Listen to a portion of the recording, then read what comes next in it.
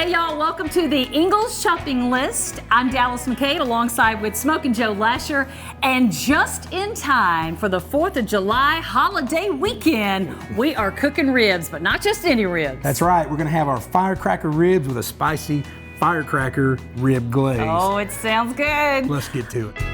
So, I went to the Ingles meat department, which is always fresh, always good. Yes. Picked up some St. Louis style ribs. The first thing I did was take those out of the package. Right. And pat that down dry, okay, with a paper towel. Next thing that I've already done this, but sometimes there's some extra fat cap on the top of this, and I like to trim that off of there. Okay. You know, you want the good fat in there, but sometimes they'll have a little bit, you know, depending on how they've been cut. So you take that off, dry them off really good, and then flip it over. Now on the back, there's this membrane on the back here. You can take a dry paper towel and just peel that right out of there. They cook so much better. So much better. With that off. And again, I've cleaned this up a little bit on the back side as well. So now what we're gonna do is we've got this ready. I'm gonna pull this glove off, and I've got a spice rub that I picked up at Ingles. You can get any barbecue rub you like. You like apple, you like spicy, like whatever. Yep. So today I've just got a basic barbecue rub that I picked up at Ingles. You gotta but that load it looks up. good. That's the way you gotta do it. That's it. And then I like to press those in just like that, and then I'm gonna flip that over. And now what I'm gonna do here, because these are Firecracker ribs, is I've got some cayenne pepper, straight cayenne pepper. And I like to put that on the back. Great. Oh yeah, I like to put that on the back side of these things. So we're gonna cook them meat side up, so it's gonna kind of, the juices are gonna kind of come down through. Right. Then I'm gonna go ahead and hit it with some of my barbecue rub as well. Now, what I like to do is I've got my smoker outside, I've got it preheated to 225 degrees.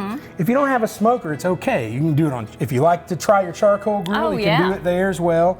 The main thing is keeping that low temperature, even in your oven, 225 max. You want to put this on meat side up for at least 4 hours. Well, and ribs too, you know, they're held together so they kind of cook with inside themselves, if that makes any sense. Right. So it gets that tender going. I remember growing up that Mom wouldn't use the grill, so she always cooked ribs in the oven, but they turned out great too. So. Well, and technically another reason is all of that sinew and all that stuff that's in the collagen that holds all those together breaks down at lower temperatures over a longer period of time. So that's what we want to do. So I've got these ready to set aside. I like to set them aside for about 30 minutes and then put them onto the smoker meat side up, set the timer for 4 hours. So we're going to do that, and then we're going to come back and we're going to make our glaze while we're waiting on our ribs. All right, so we're going to put these on the smoker. I've got it preheated to 225. Meat side up. Put them right onto there, just like so. And that smoke starts to hit them. We're gonna let that go for 4 hours, come back and check it. All right, it's sauce time. Yeah, so we're doing... That's always my favorite. Yeah, well, we're doing a Firecracker. This is more of a glaze, and all we're gonna do is mix all these ingredients together. So you've got ketchup, you've got some Worcestershire sauce, you've got some little red pepper flakes, brown sugar, you've got some cayenne pepper, you got some honey, which you might have to spoon down into there. Get that down. That honey will kind of help that glaze really set up on those ribs. And then we've got some salt and pepper. And now all Dallas is gonna do is mix that together. We're gonna slide that over here onto our cooktop and just let that start to warm up. Yes. I'll trade places with you. All right. So we're gonna let that warm up. Now, it's been about 4 hours on our ribs. We're gonna go out, we're gonna pull those in, we're gonna wrap those in foil right here, put them back on the grill. All right, so Dallas, I want you to look at this. I mean, this is halfway through, so this has been about 4 hours on these ribs, okay?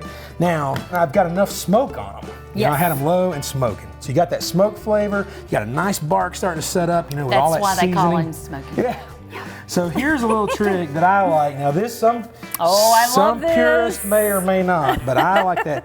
So some brown sugar, and then I've got a squeezed butter right here.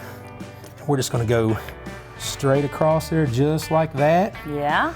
And then I like to take a little of this Laura Lynn honey. Oh my gosh. Go straight across there just like that. I could just eat this. I Good know, grief. This looks so good. Now the most important thing here is we're gonna take these ribs meat side down, put it right onto there just like that, okay?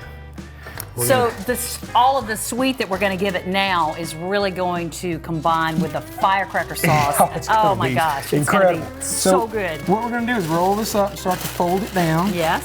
Seal that real well, seal this end real well. And now, what I'm going to do also is take about 1/4 cup of apple juice, pour right into there as well. And then we're going to finish sealing that up, just like so. And now I've still got my grill going at 225. I might bump it to 250, but I still want this to cook low and slow because when you put anything in aluminum foil, like you've said before, it's kind of cooking itself inside out. So the smoking part's done. There's no smoke getting to this. It's just heat now, and we're gonna let all that goodness in there do its work. We're gonna check it after about 3 hours. I don't necessarily look for internal temperature. I like to peel this back and look for the ribs to start to pull away from the bone. And that's kind of what So we're gonna let this go and start checking it after about 2.5 or 3 hours. Once you see that the rib is starting to pull away from the bone, we're gonna bring them in and we're gonna go to the step 3. All of my friends are gonna be expecting these for the 4th of July. There you go. All right, Dallas, so here's the moment. Here we go. Got the ribs off the grill. About another 3 hours. Wow. You can see all that good juice and all down in there, but see how this is, that bone's about to come out of there. So I don't want that to happen yet. So what I'm gonna do, pull it right out of there, and I've let these cool off just a little bit. All right. But see there, now we're gonna go skin side up, just like that. Man, we're gonna set this right out of the way. Now, I like to take these back. Now you could let these rest and serve them right now. Right. Okay, but we've got our firecracker glaze that we made. So I'm gonna take this back to the smoker, I'm gonna set it on there, and I'm gonna baste it about every 15 minutes for about 45 minutes, about 3 times. We're gonna baste it. And by doing that on the smoker, now you can do this in your oven. Everything we've done, you can actually do straight in your oven too. So when you pull them back out, put them back on the pan, put them back in the oven, and every 15 minutes, just do a nice mop of that glaze on top of it. I mean, come on. Look at this masterpiece. It looks so good, and I'm telling you, these will fall apart. I wanted to leave them together for the video, but these are fall apart St. Louis style ribs. And if you don't like it hot, you don't have to, you don't have to make it so spicy if that's not what you want to do. But the biggest thing is don't be afraid to cook ribs, especially on the 4th of July. Exactly. Thank you guys so much for joining us today on the Ingles Shopping List, and we will see you next time on our next episode. We'll see you then.